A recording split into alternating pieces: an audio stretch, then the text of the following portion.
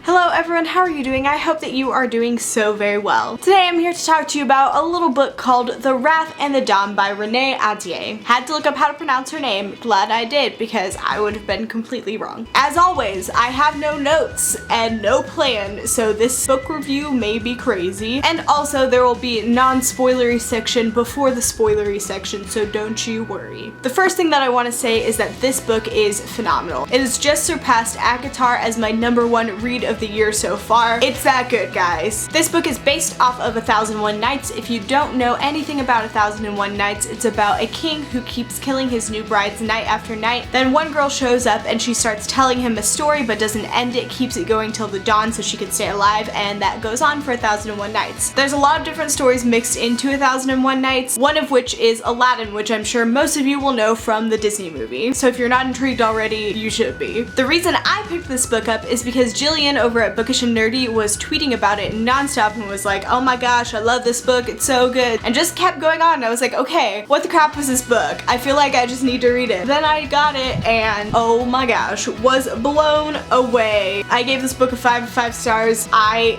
freaking loved it. I guess I would classify it as a young adult romantic fantasy. Like, there's some fantasy elements, but it's definitely not a high fantasy book. I think we'll see a little bit more of the fantasy elements later on in the series because this is not just one book. No, it's going to be a series. I don't know if it's a trilogy or a series, but there will be more books, so I'm sure we will find out more about the magic. The world building is super interesting because it is based on 1001 Nights. There's all those kinds of elements. There's a lot of terms in here that are used for different things, which I'm guessing is based on Arabic. I do not know Arabic, but my friend Emily does, and I've heard her speak Arabic quite a few times. It's really cool to have those small elements that like immerse you in the world, but it doesn't overwhelm you, and you can look at the glossary in the back and figure out what those words mean. We really only stayed in the palace most of the time, but the descriptions of the palace was real good. There was a whole side story that took place in a lot of other areas, and the world building lacked a little bit in those parts, but that was really the only thing that I didn't really enjoy about this book. I do wish that magical elements would have played a bigger role, but like I said, I think that's going to be delved into further in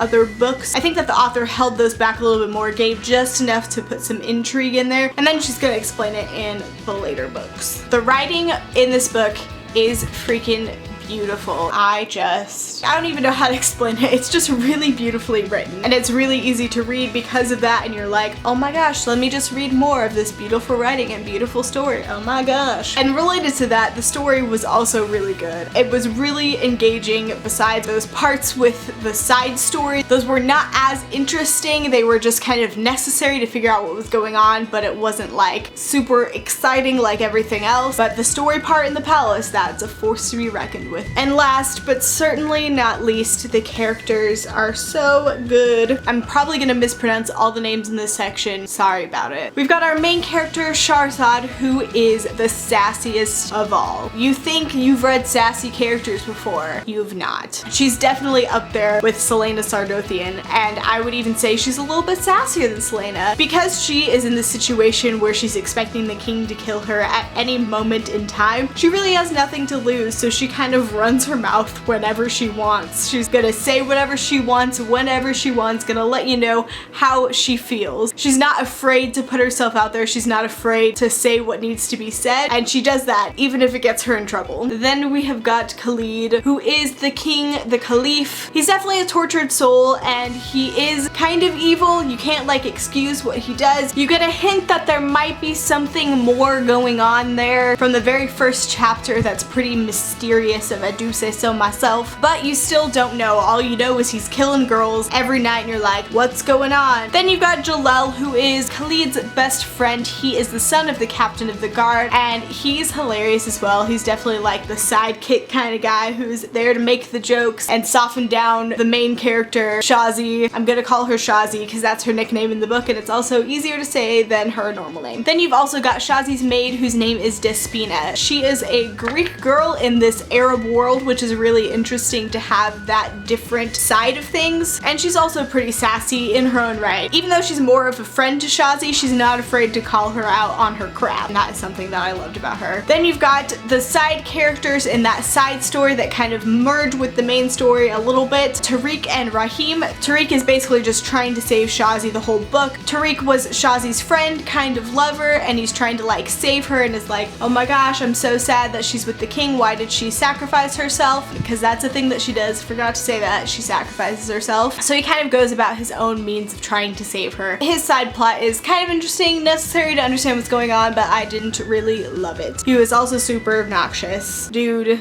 need to chill. And that's all I've got for non-spoilers. If you've not read this book, please go away. You don't want to get spoiled. Alright, first thing let's talk about the end. My heart's breaking already for Khalid, and I want Khalid and Shazi to be together forever, and I know that it's gonna be like a struggle to get them back together, and then Khalid's not gonna trust Shazi at the end. I'm just really saddened about that. Their whole tension throughout this book, sexual tension and also romantic relationship tension, was so good. I just loved their relationship and how it was a slow burn. It definitely was not instant love, it was instant hate. Shazi was like, don't like you, want to kill you, and she was super smart and cunning and always looking for a way to like best him and a way to kill him, essentially to make up for her best friend's death. But then she like falls in love with him because she sees what kind of person he is, and it's just so swoon worthy. Their whole relationship and the progression of the relationship made me melt so many of the times. And just Shazi being a sassy beast. She's freaking sass in a bottle. All of the stuff where she was like trying to get people to teach her things to kill Khalid, and then she was like, I'm just an innocent little girl, I can't do anything, and she could do like everything. She was so BA. I loved her so much. There were so many times that I was just like, oh snap girl to her. Like whenever she said the thing about tiny cucumbers to the guys who were catcalling her, she was just so great. I really loved Despina and Shazi's relationship. It was just so like girl power, girl friendships, so great. Like you don't get that many girl friendships in these kind of stories in YA, but in this book,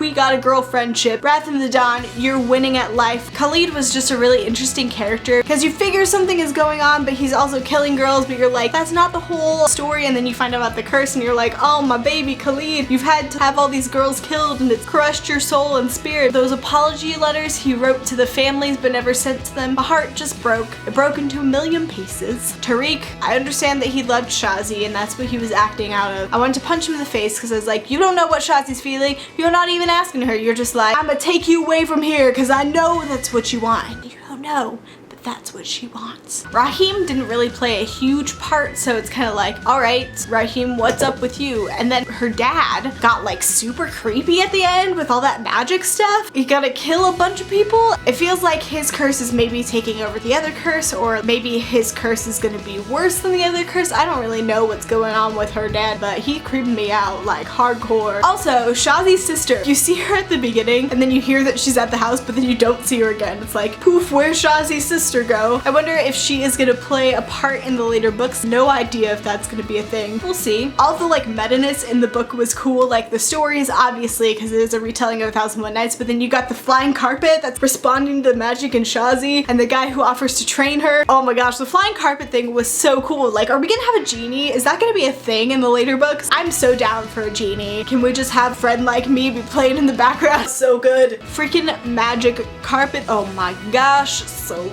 good. I will not ever be over magic carpet. The whole thing with like the banner bearers and Khalid's uncle coming into town was so interesting. There were so many one-liners that Shazi said to his uncle that I was like, oh snap girl. Khalid's uncle just so evil, and then he's partnering up with Tariq's uncle Rez. I knew I didn't trust Rez. The first time we met him I was like, you real sketchy dude. And he is real sketchy. He sent those freaking mercenaries after Shazi. Like we see the scarab thing at the end and just, I just know that he is a sketch dude. The whole thing, whenever Shazi and Khalid like went out into the market in disguise, I was like, I see you Aladdin and Jasmine being in disguise in the marketplace, going in as common folk. Gave me all of the Aladdin feels. All the times Khalid like wanted to protect Shazi but she like stood up for herself instead were so great because he was like, oh, okay, you got it. And Shazi finding out about the curse, I feel like she took it better than I thought she would in the book. Like I thought she would be still really angry, but she took it really well and then was like, oh, I see your side, baby Khalid, I love you. you. I guess she was already like in love with him, so she was like looking for an excuse to be like, oh, he's not a monster, he's not terrible, and that was like her excuse. But I still felt like she would react a little bit stronger to that. And that lightning storm at the end, man, that was so intense. Is that magic gonna eat up her father? I feel like it's going to, and he's not even gonna be the same, and it's gonna be sad. There's just so many directions that the next book can go that I'm super interested to see what happens. Is Shazi gonna see the front line that's gonna be going against Khalid? Is she gonna change her mind? I freaking hope not. There better be no love with her and Tariq. She loves Khalid. That will make me really upset because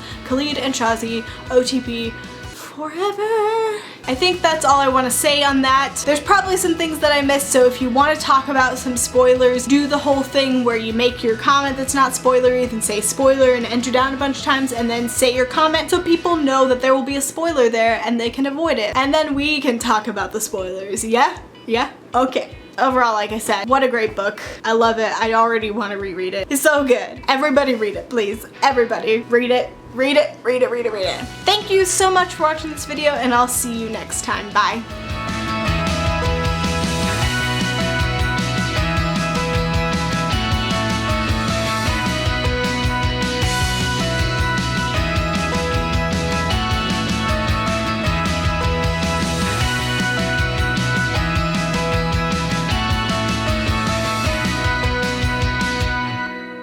And last but nope, it might have been kind of spoilery. There's a firefly at my window. Firefly, I see you. I see you, bae. I see you. Whew, burping up a storm. Cool, cool beans. So many things. So good. Those were not, oh my gosh.